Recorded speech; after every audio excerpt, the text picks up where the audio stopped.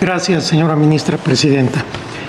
Desde hace más de 13 años que llegué a este Tribunal Constitucional, he sostenido reiteradamente que el tema relativo a las violaciones al proceso legislativo es extraordinariamente delicado, porque nos coloca en una frontera en que podemos incidir y afectar la división de poderes, a lesionar la autonomía del legislador electo democráticamente.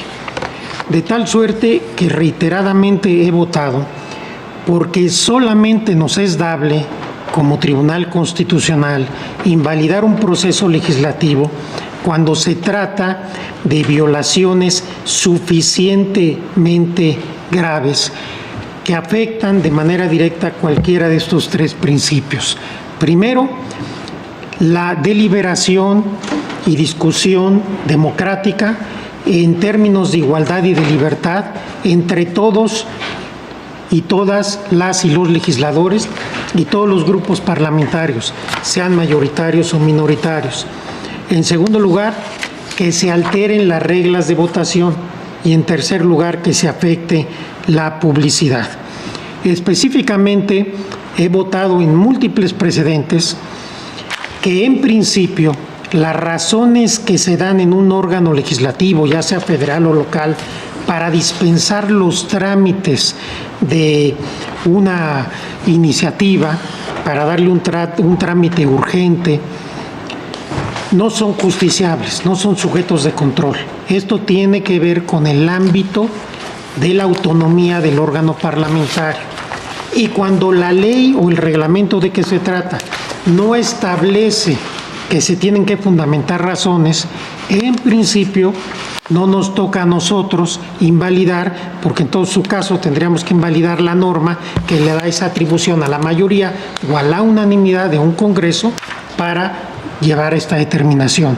Y en segundo lugar, he también votado reiteradamente que la sola rapidez en la discusión y en la votación de un asunto no conlleva su invalidez o una violación con efecto invalidante. Lo que se tiene que hacer es analizar todo el proceso legislativo. Y si en este proceso legislativo se respetó la publicidad, se respetaron las reglas de votación, pero además todos los diputados, senadores, senadoras, diputadas tuvieron posibilidad de discutir abiertamente y de conocer con antelación la iniciativa o el dictamen de que se trate, me parece que no es adecuado ni es acorde a la Constitución invalidar este proceso. ¿Por qué? Porque se respetó la deliberación democrática, que al final es lo que interesa, que todas las opciones políticas en el Congreso tengan oportunidad de conocer lo que van a votar, de analizarlo con el suficiente tiempo y de discutirlo y votarlo. Sin embargo, existen casos en que las violaciones al proceso legislativo son de tal entidad o que los procedimientos en conjunto son tan desaseados que necesariamente conducen a su invalidez por impactar la decisión finalmente tomada, ya que se altera el principio democrático. Así he votado en varios precedentes, el más reciente en la acción de inconstitucionalidad 150 de 2017, que fallamos en agosto del año pasado. De tal suerte que desde mi punto de vista, lo que tenemos que analizar claramente es: ¿se respetó el derecho de mayorías y minorías a deliberar democráticamente? ¿Se conocía el proyecto o la iniciativa con antelación y hubo discusión? 2, ¿se respetaron las reglas de votación? Y 3, ¿se dio la publicidad requerida? En el caso concreto que estamos analizando, y no voy a meterme ya a las cuestiones fácticas porque ya el ministro ponente, la ministra y ministros que me antecedieron en el uso de la palabra fueron ya muy explícitos en las circunstancias concretas, me parece que sí existieron violaciones al procedimiento legislativo que afectaron grandemente y de manera determinante la deliberación democrática de las normas que se están impugnando. La iniciativa presentada por el Grupo Parlamentario de Morena fue presentada y sometida a votación de la Cámara de Diputados prácticamente el mismo día y hora de la sesión correspondiente. No hay constancia de la publicación previa conforme marcan las normas correspondientes y tampoco tenemos constancia de que haya sido del conocimiento de las diputadas y diputados con la antelación necesaria para conocer a cabalidad su contenido y poderse posicionar y discutir. Para mí, este simple hecho es suficiente para considerar que existieron violaciones graves al procedimiento. Yo no tendría que pronunciarme sobre las otras violaciones que vienen en el proyecto, algunas que voy a expresar ahora que incluso no comparto. Pero me parece que se privó a los diputados y diputadas, a todos, pero principalmente a los que pertenecen a los grupos minoritarios, de participar en un debate en condiciones de igualdad y libertad. No se puede discutir, no se puede alegar sobre una propuesta legislativa que no se conoce o que no se conoció con la antelación adecuada. Fácticamente es imposible que hayan podido allegarse de toda la información, procesarla, analizarla y poder tener un posicionamiento.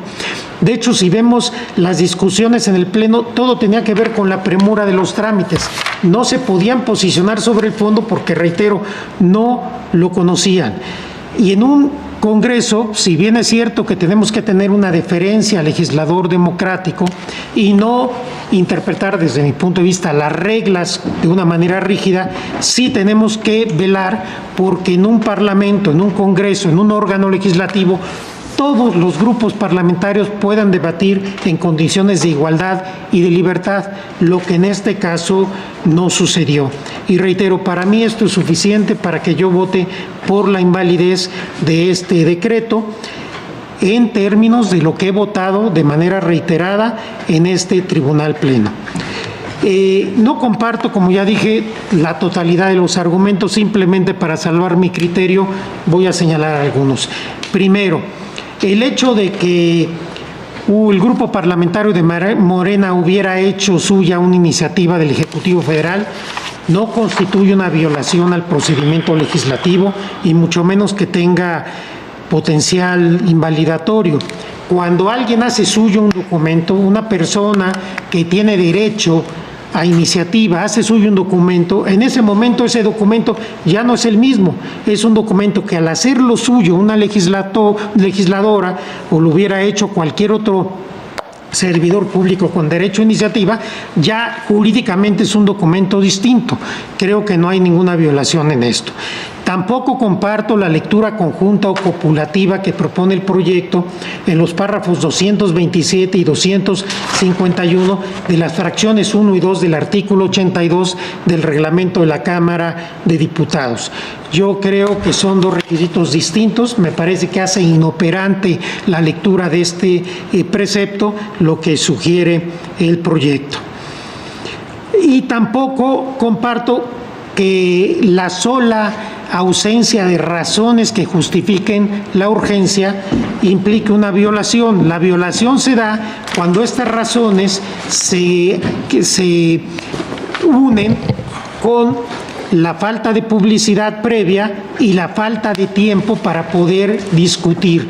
Si se hubiera establecido la dispensa de trámites, pero se dé el tiempo suficiente para que todos los legisladores y legisladoras puedan analizar, discutir en plenitud y con fondo el asunto, me parece que esta supuesta violación queda convalidada porque no se trata en este caso de anteponer la forma al fondo, pero cuando en este supuesto que estamos nosotros analizando me parece clarísimo que la premura en que se llevan a cabo todos los supuestos que hay que verlos en conjunto, me parece que se genera una especie de efecto corruptor en el procedimiento legislativo que me hacen votar conforme he votado en precedentes por la invalidez total de este decreto y en el sentido del proyecto, aunque por razones distintas, y haré un voto concurrente. Gracias, Presidenta.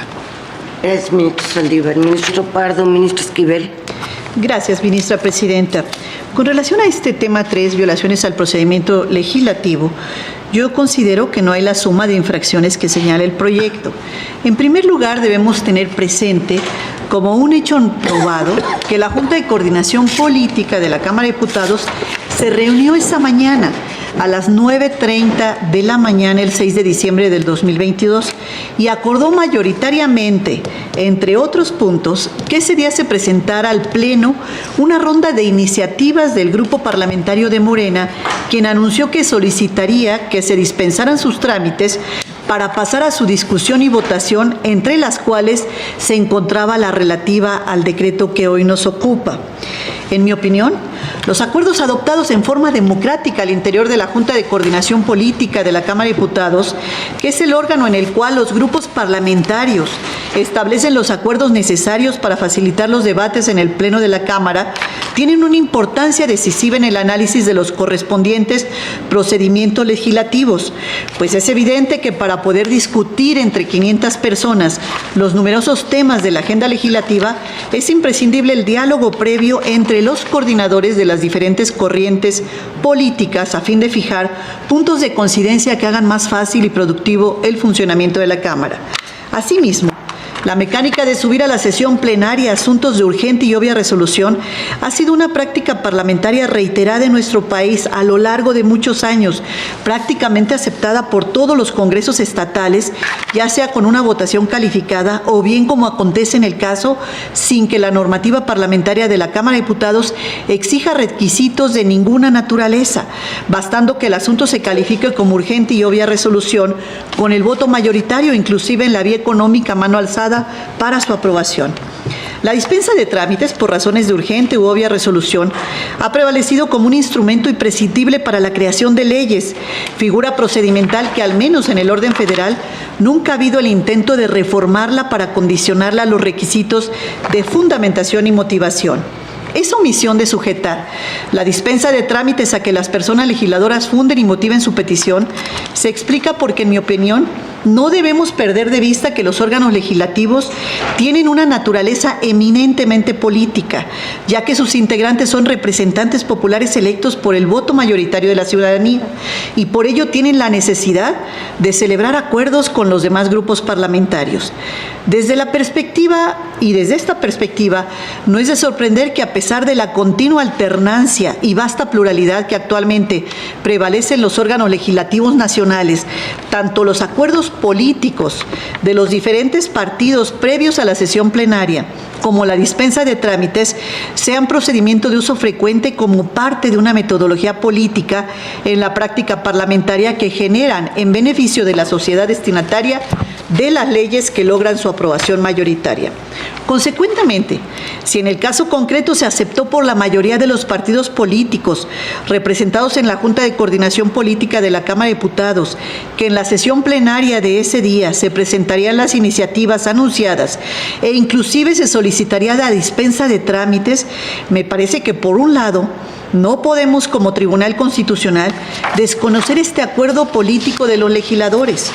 Por el otro lado, que la anuencia de la mayoría de los coordinadores es signo inequívoco de su consentimiento en la forma en que se procesarían las reformas propuestas en la sesión vespertina, y nosotros no debemos invadir e invalidar los compromisos del legislativo por respeto a la división de poderes. Como órgano político que es la Cámara de Diputados, actúa en función de la construcción de los acuerdos de esa naturaleza, a fin de flexibilizar las posiciones de los grupos parlamentarios que la integran en abono a la eficiencia de los trabajos legislativos que están obligados de cara a la sociedad, por lo que considero que en beneplácito de los coordinadores parlamentarios expresado en la Junta de Coordinación Política, constituye una expresión de la libre y espontánea voluntad de los partidos que debe honrarse y no traicionarse, aún dentro de la pluralidad que reina en la Cámara de Diputados y los ríspidos debates que muchas veces se suscitan. En consecuencia, como Tribunal Constitucional, me parece que no corresponde aceptar y respetar el acuerdo adoptado al interior de la JUCOPO, en la que la mayoría de sus integrantes acordaron favorablemente agendar en la sesión plenaria del mismo día la solicitud de dispensa de trámites de la iniciativa, pues no hacerlo implicaría invadir el campo de acción de la función política de los órganos legislativos, y con ello prácticamente avalaríamos la ruptura de la construcción de sus acuerdos internos, tal como lo pretenden los partidos accionantes al desconocer lo que sus propios coordinadores parlamentarios pactaron previamente a la sesión del Pleno de la Cámara. Lo mismo acontece con la determinación de dispensar los trámites por motivo de urgente u obvia resolución, sin fundar ni motivar la solicitud, porque la norma reglamentaria aplicable al caso tampoco impone dicha obligación, ya que la fracción primera del numeral segundo del artículo 82 del reglamento de la Cámara simplemente dispone que un asunto podrá ser sometido a discusión y votación del Pleno sin que se presente el dictamen de la comisión respectivo cuando se tramite, dice la fracción primera, de urgente u obvia resolución.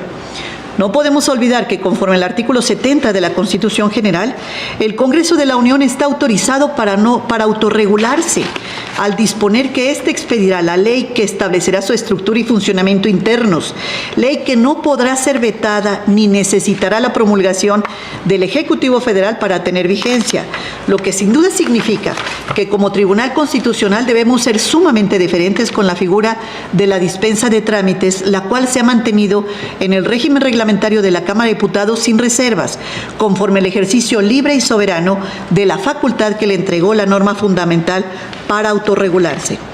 Por otra parte, aún asumiendo que fuera necesario fundar y motivar la urgente y obvia resolución para dispensar los trámites de la iniciativa que nos ocupa en este caso, advierto que la primera sala de la Suprema Corte, al resolver en su sesión el 8 de septiembre de 2021 el amparo en revisión 308-2020, le ordenó a la Cámara de Diputados llevar a cabo las reformas necesarias de la Ley General de Comunicación Social para superar diversas deficiencias que le impedían cumplir con el párrafo octavo del artículo 134 constitucional e infringían a su vez el cabal ejercicio de la libertad de expresión. Inclusive dicha sala ordenó al Congreso de la Unión lo siguiente: proceda a subsanar las deficiencias de la Ley General de Comunicación Social antes de que finalice el periodo ordinario de sesiones correspondiente al año 2021.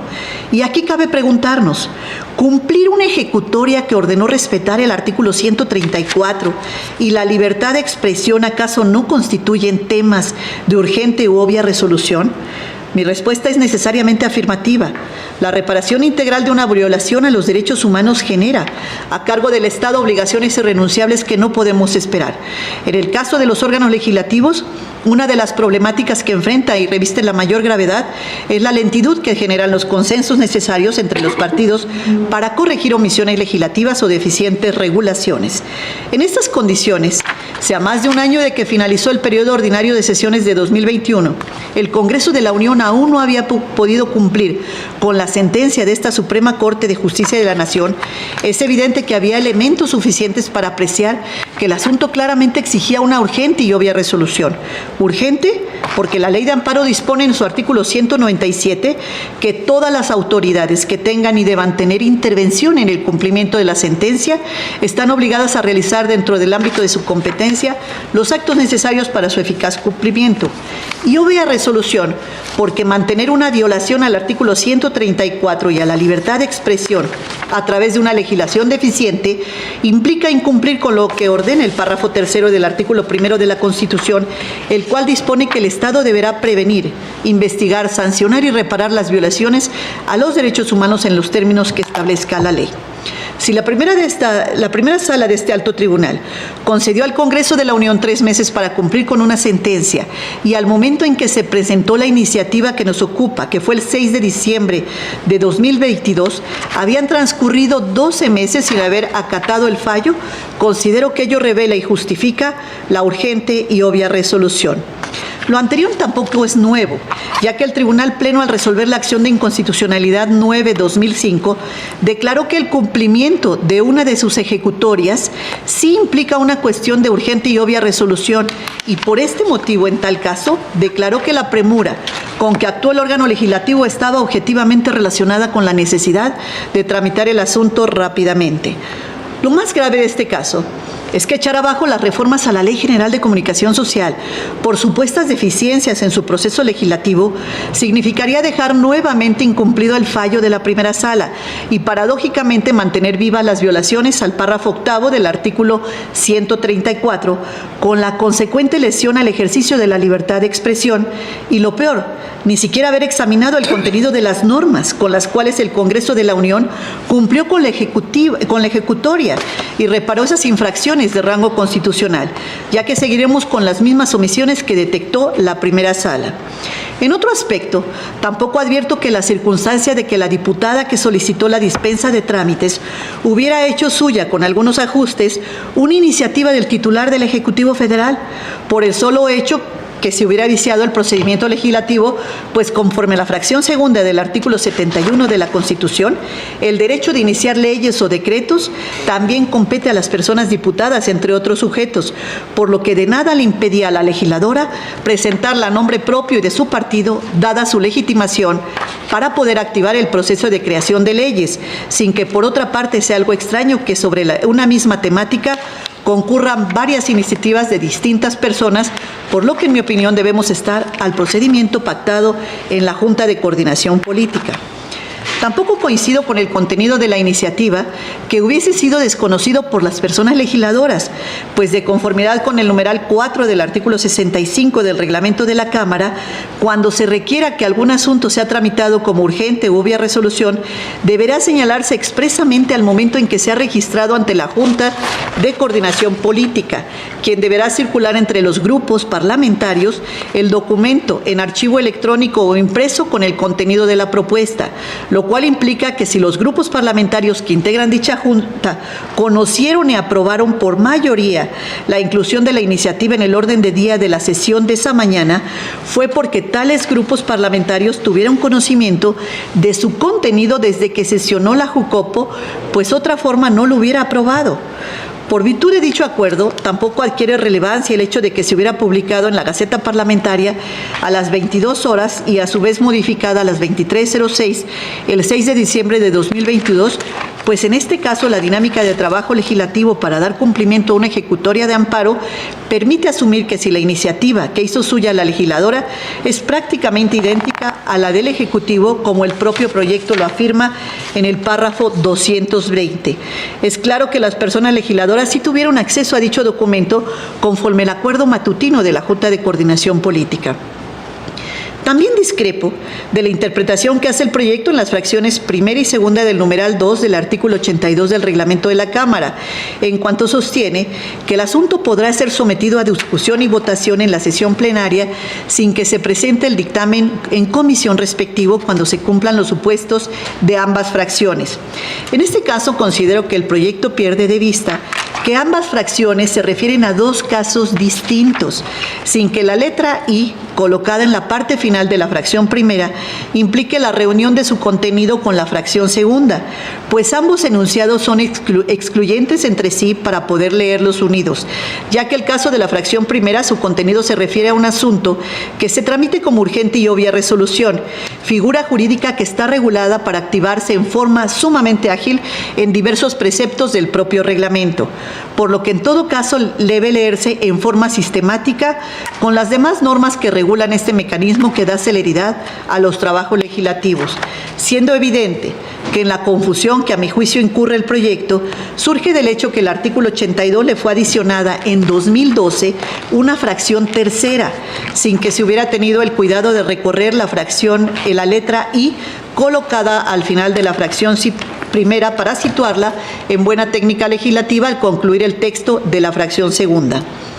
Tampoco puedo aceptar que en el Senado de la República se hubiera infringido el artículo 147 de su reglamento, porque el 12 de diciembre, tanto la Comisión de Gobernación como la Comisión de Estudios Legislativos Segunda sesionaron de manera individual en lugar de hacerlo en forma conjunta al ser comisiones unidas, pues en mi opinión lo único que prevé tal precepto es que las sesiones de las comisiones serán inválidas cuando no se reúne el quórum necesario conformado por la mayoría absoluta de sus integrantes, pero no sanciona que lo hagan en forma separada, sino que solamente precisa que cuando actúen como comisiones unidas.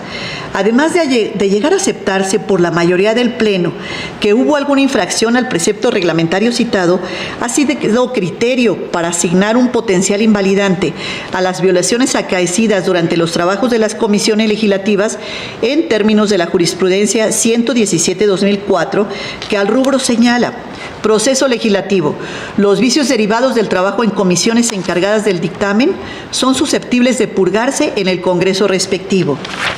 Finalmente, Considero que en este particular caso es de mayor relevancia adentrarnos al análisis constitucional de las normas reformadas y no quedarnos en una simple invalidez por supuestas trabas de procedimiento legislativo, cuyo resultado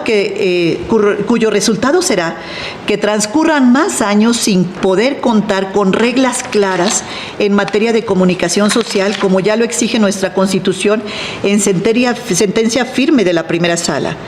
Por ello, me parece que en estos casos no debe tener aplicación la jurisprudencia 32-2007, que al rubro señala acción de inconstitucionalidad en materia electoral. Las violaciones procesales deben examinarse previamente a las violaciones de fondo porque pueden tener un efecto de invalidación total sobre la norma impugnada que haga innecesario el estudio de estas. Pues en este particular caso ya existe una sentencia que ordenó al Poder Legislativo corregir determinadas omisiones legislativas, por lo que al cuestionarse las nuevas normas que subsanaron esas deficiencias, resulta indispensable que esta Suprema Corte de Justicia de la Nación, en cualquier caso, complete el estudio del asunto a través del análisis del contenido de las disposiciones impugnadas por vicios propios por dos razones.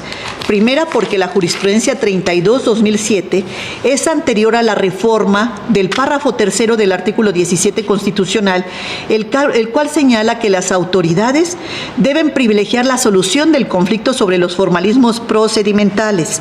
La segunda razón estriba en que, de resultar fundada la violación al procedimiento legislativo, se regenerarían omisiones legislativas declaradas por la primera sala sin contar con un pronunciamiento de fondo que le permita saber al órgano legislativo y a los propios accionantes cuáles debieron ser los criterios que se deberán tomar en cuenta para cumplir con la sentencia y con ello evitar alargar innecesariamente la solución del conflicto con posibles futuras impugnaciones. A este respecto, considero que la tutela judicial efectiva no se logra solamente con favorecer el acceso a los medios de defensa que establezca el orden jurídico, sino adicionalmente con un pronunciamiento que solvente el fondo de la cuestión planteada y evitar con ello la solución final del conflicto que se postergue o simplemente preferir y darle prevalencia a la corrección de supuestas irregularidades de mera forma, cuyo arreglo procesal deje sin resolver el fondo de las normas impugnadas.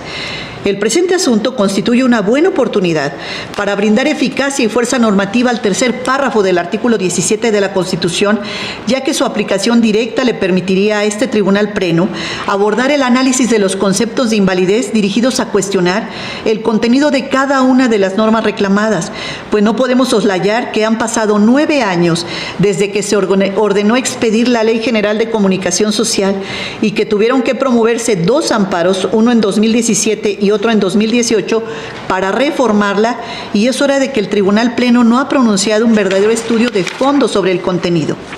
Limitarse al examen del proceso de creación del decreto que reformó dicha ley general e invalidarlo por los supuestos vicios de procedimiento que se le atribuyen colocará a esta ley en una situación de mayor inconstitucionalidad de la que tenía antes de ser reclamada, porque desaparecerán las normas con las cuales el Congreso de la Unión dio cumplimiento a lo ordenado por esta Suprema Corte.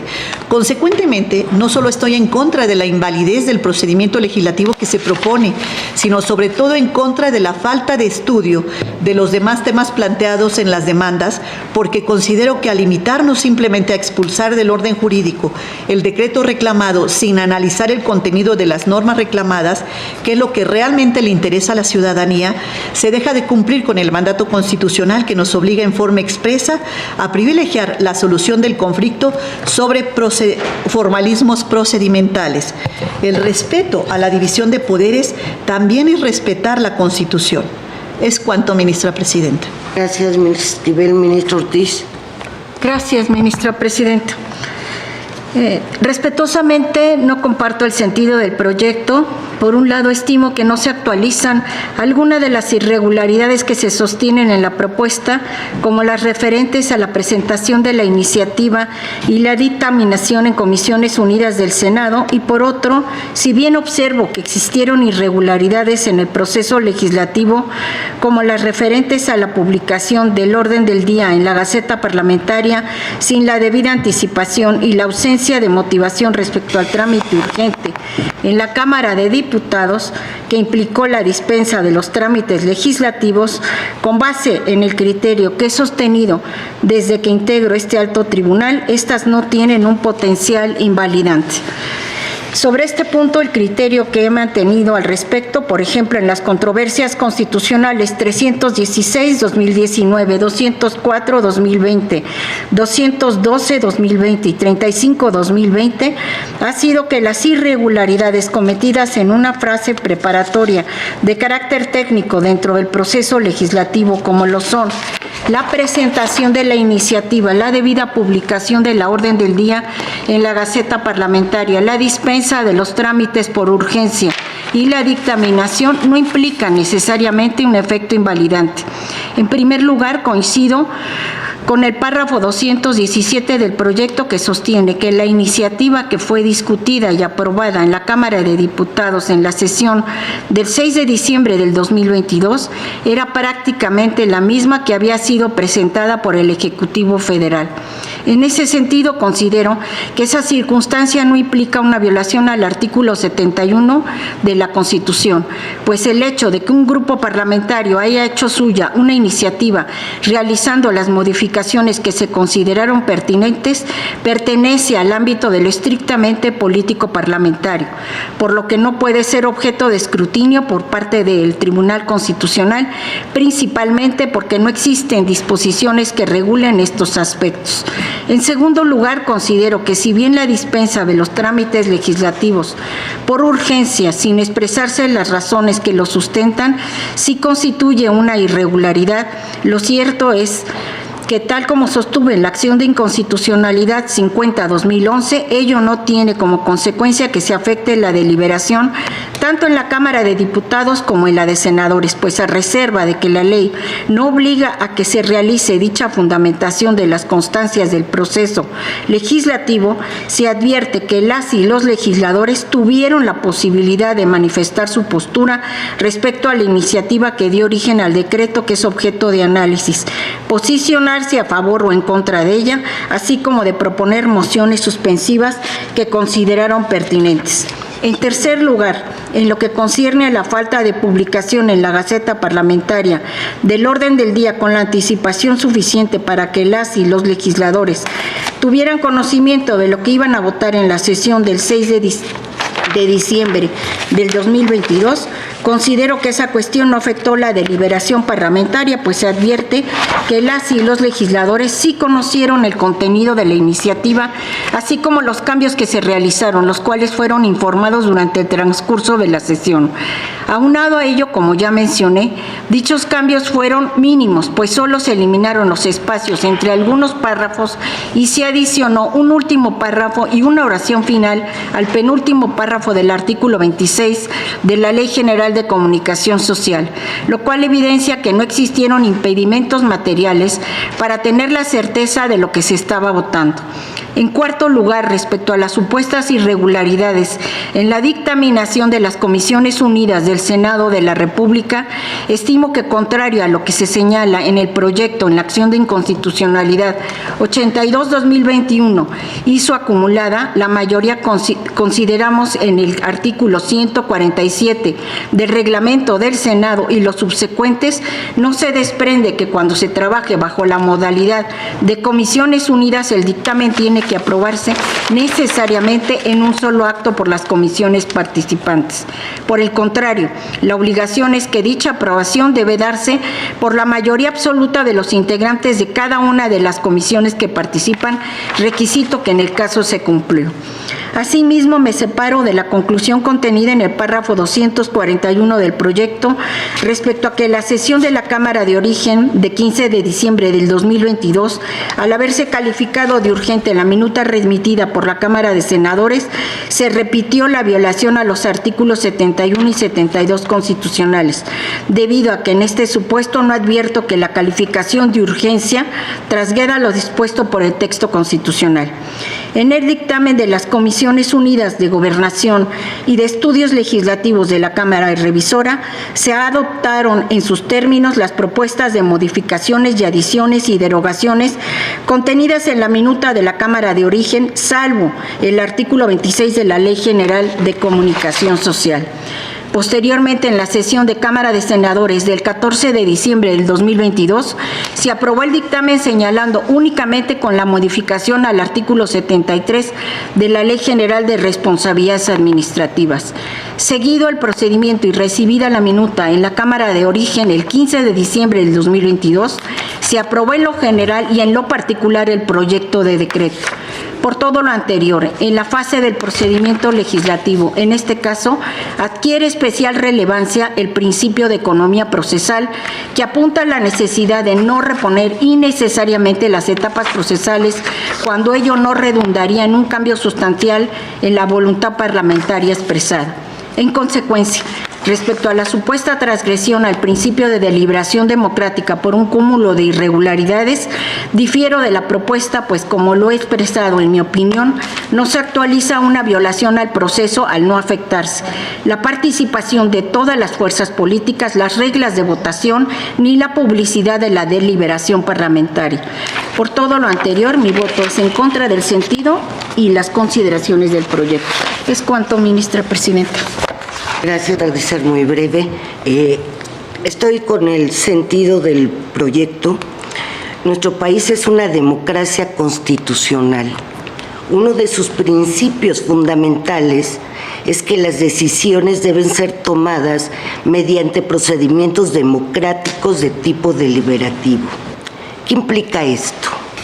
Que las decisiones deben adoptarse mediante la regla de la mayoría una vez que se ha deliberado el tiempo suficiente a partir de la información relevante, habiéndose escuchado en igualdad de condiciones a todas las fuerzas políticas con representación.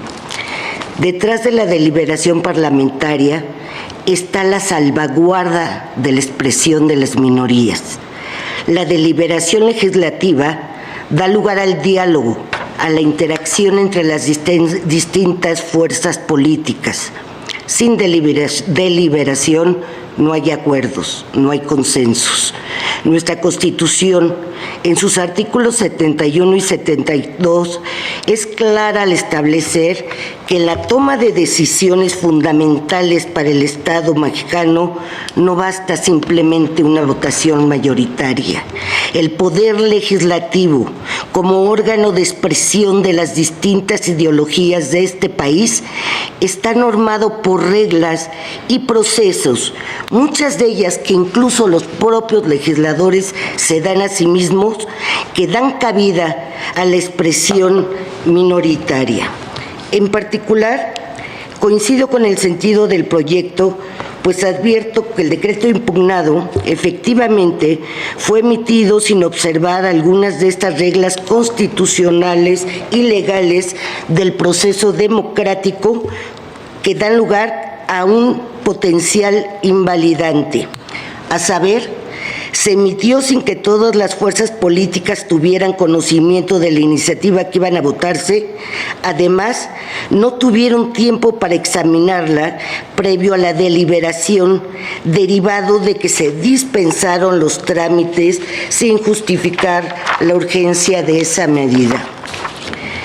Es criterio mayoritario de este alto tribunal que la justificación de la dispensa del trámite legislativo para asuntos de obvia y urgente resolución exige una motivación expresa y suficiente, por lo que no basta que una mayoría dispense el trámite sin exponer las razones que objetivamente lo justifiquen. Este criterio que se tomó ahora, porque es el que está rigiendo mayoritariamente, fue posterior a la acción de inconstitucionalidad 36 de 2013, y su acumulada 37 de 2013, que se falló el 13 de septiembre de 2018, ya que en ese precedente se dieron exactamente los mismos motivos y este precedente salió por unanimidad. Este criterio, que yo sigo sosteniendo, es acorde con el artículo 65.4 del reglamento de la Cámara de Diputados, que prevé esencialmente que cuando se requiera que algún asunto se tramite de manera urgente, deberá señalarse expresamente al momento que sea registrado ante la Junta, quien deberá circular el documento con el contenido entre los grupos. En el caso, tal como lo expone el proyecto, durante el proceso legislativo, cuando se hizo la solicitud de urgencia, fue a las 11 de la noche y no se externó razón alguna o argumento objetivo que la sustentaran. Al margen que pudiésemos nosotros calificarlo o no, no existió argumento alguno. En particular, la diputada que presentó la iniciativa en cuestión simplemente solicitó la dispensa y la mayoría lo aprobó sin que para tal efecto se haya expresado razón alguno. Incluso esto fue motivo específico de mociones suspensivas. Y no es obstáculo a lo anterior que en la Junta de la mañana se anunció, solamente se anunció, que se presentarían iniciativas como urgentes, pero la solicitud y decisión fue en la propia sesión a las 11 de la noche, porque aprobar la dispensa es facultad del Pleno de la Cámara. Por otra parte, otra condición necesaria del proceso democrático es garantizar una participación informada de las distintas fuerzas legislativas que habrán de conocer el objeto de la deliberación que se abordará, es decir, los congresistas deben tener acceso con la oportunidad debida a la información relevante del proyecto legislativo. Del análisis del proceso legislativo se puede observar que la iniciativa en estudio fue publicada el mismo día de su discusión y no transcurrió más de una hora del momento en que se presentó al que se discutió, justamente como consecuencia de la dispensa del trámite legislativo ordinario, lo que hace evidente que la mayoría de los legisladores ignoraban el contenido de la iniciativa, y eso incluso motivó una serie de mociones suspensivas realizadas por los legisladores que fueron desestimadas por la mayoría que presentó la iniciativa. Se puede advertir que las modificaciones normativas en cuestión tienen una complejidad técnica considerable, pues inciden en distintas ramas jurídicas, entre ellas la administrativa, la constitucional, la electoral, como es la propaganda gubernamental, el uso de recursos públicos relativos a la comunicación social y reglas que imperan en su autorización, entre otras. De ahí que no se puede afirmar sin lugar a dudas que todos los legisladores y sobre todo las minorías parlamentarias hayan tenido conocimiento de esa iniciativa, y menos desprender ese conocimiento del artículo 65.4 del reglamento, en el sentido de que como lo tenía que pasar en correo electrónico, de ahí se desprende, porque eso no sucedió. La dispensa fue hasta en la tarde. En este contexto, como lo he votado desde hace más de 6 años y en congruencia con mi postura, a mi juicio, esta situación de desconocimiento de lo que se votará, al igual que el trámite urgente del proceso legislativo, son causas invalidantes del procedimiento legislativo, porque vulneran la equidad en la deliberación parlamentaria al grado tal que ni siquiera se cumple con las condiciones mínimas de una deliberación democrática, pues el trámite precipitado provoca que no se conozca el contenido de la iniciativa. Todo lo anterior, a mi juicio, es contrario a la configuración representativa, republicana y democrática que prevé nuestro texto constitucional, por lo que considero que existen condiciones suficientes para declarar la invalidez del proceso legislativo en cuestión y consecuentemente de las normas que derivaron del mismo. Solo quiero hacer patente que estas mismas consideraciones, algunas del proyecto, no todas, que no comparto todas, pero las más fuertes, también fueron motivo de análisis por este Tribunal Pleno, como lo hizo, como lo señaló el ministro Saldívar, que fue la acción de inconstitucionalidad 150-2017 y acumulada 152 de 2017, fallada el 29 de agosto de 2022 por unanimidad de votos. Eso es todo. Gracias. Tome votación, por favor. Ministro ponente. Gracias, señora ministra. Antes que nada, agradezco la claridad de los 9 participantes quienes dieron su voto a favor del proyecto y de su contenido. Precisamente a partir de esa claridad tomaré para el engrose aquellos argumentos que alcanzaron la mayoría calificada, excluyendo los que no lo son, como por ejemplo la interpretación copulativa del artículo 82.2 del reglamento de la Cámara de Diputados, que si me lo permiten será eliminado, y lo relativo a la facultad del Ejecutivo para presentar iniciativas preferentes y su relación con la que el grupo parlamentario de Morena hizo suya la misma. Esto también quedaría eliminado. Y aun cuando tendría yo argumentos suficientes para rebatir también argumentos en contra del proyecto, me parece que lo han hecho con toda claridad la señora ministra Ríos Farjat, el señor ministro Saldívar Lelo de la Rea, el señor ministro Lainez Potisek y, de manera genérica, el resto de las intervenciones, de modo que no tendría nada más que agregar. A mi modo de entender, han quedado completamente desvirtuados.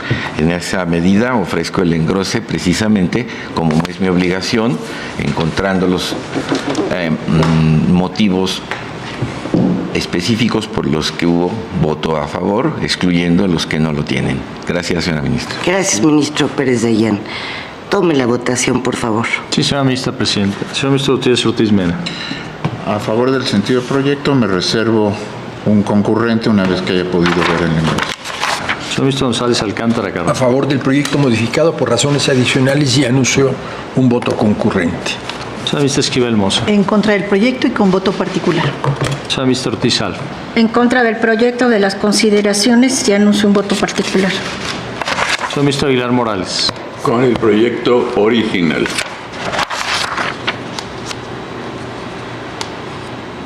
Señor ministro Pardo Rebolledo. A favor del sentido del proyecto, separándome de consideraciones y anuncio voto concurrente.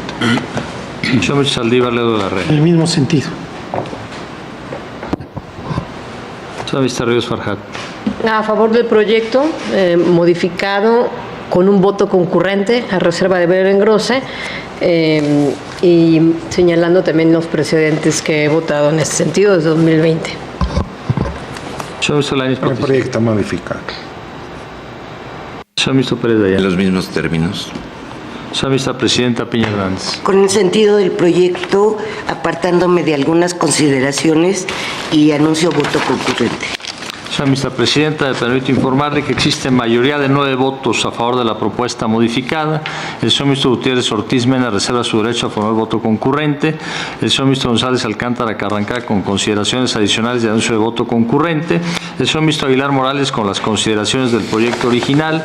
El señor ministro Pardo Rebolledo en contra de consideraciones con anuncio de voto concurrente. El señor ministro Saldívar Lelo de la Rea en contra de consideraciones con anuncio de voto concurrente. La señora ministra Ríos Farjat reserva su derecho a formar voto concurrente.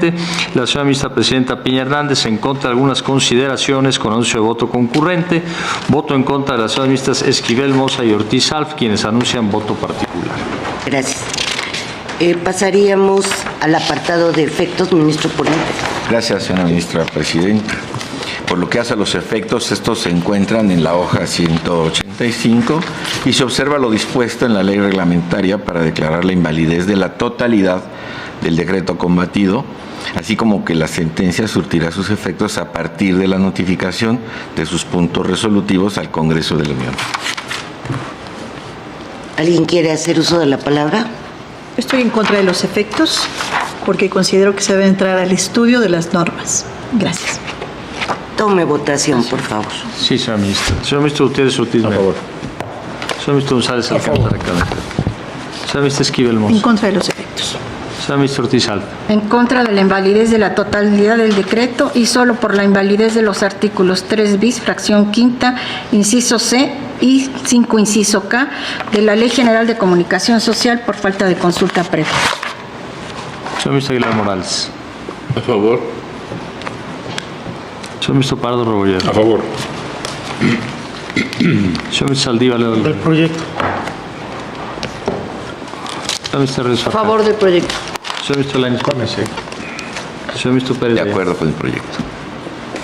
Señora vicepresidenta Piña Hernández. Con el proyecto. Señora vicepresidenta, me permito informarle que existe mayoría de 9 votos a favor de los efectos propuestos. Vota en contra la señora ministra Esquivel Moza y vota en contra con precisiones la señora ministra Ortiz Alba. Gracias.